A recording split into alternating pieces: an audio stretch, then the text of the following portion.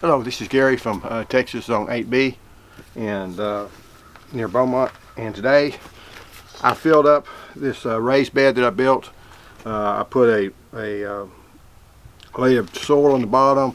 Then I put in some compost that was mixed in with dirt from the chicken coop to give it a little bit more body. And then I took my old potting mix that I put in for my dwarf tomatoes, and just out of convenience, you don't have to do this. Just throw this in. Okay, this is still in good shape. You know, it still looks good.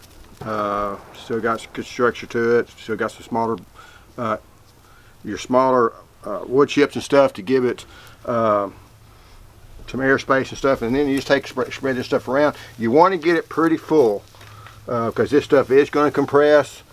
It is going to get smaller. Going to go down. You have to add an inch or two each year. Most people, and I've made the same mistake, so this time around, just because of the timing of everything.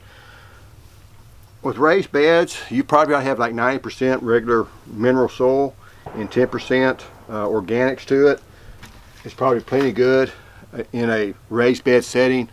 You never want to put native soil in a container, but since this has access to the ground, it'll drain better. And so you can put more soil in it than you'd ever want to put in anything else. So the problem with putting in too much of this, it's going to drain really well, which can be a problem when it gets really hot. The other thing is it's going to compress. You have to add soil. I have to add more each year, probably a couple of inches each year. Now, one thing, that becomes a problem if you want to plant a perennial. So say I'm going to plant a peach tree or something like that in a bigger raised bed than this. What you want to do is you want to come in here and you want to put this regular soil, build this up in one area, plant your tree, and then this over here you can put more of your organics in there. And if this, as this breaks down, you can add more to it.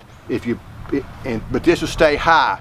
The problem you get if I plant a peach tree or something in this here, and it settles, then when you start to put dirt on it, you're starting to throw dirt up on that trunk, and that trunk, peaches do not like that. Peaches and plums do not like that. Even if you get in some of your citrus, if you go and put dirt on top of the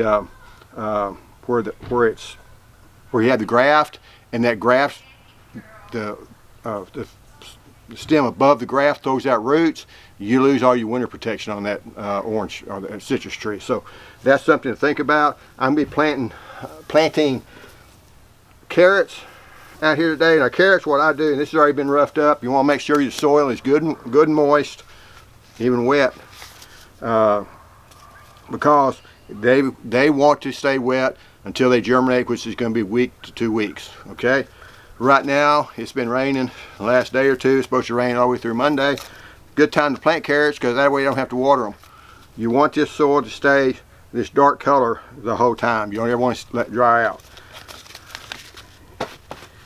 The seeds on carrots are very tiny. I just try to get a few and plant them a little bit at a time. See how small they are?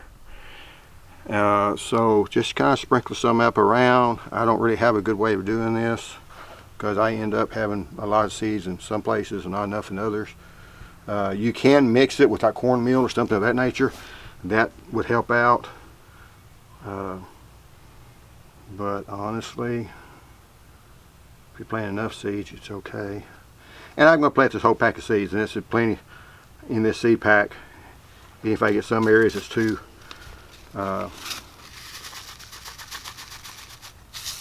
thick, it's okay.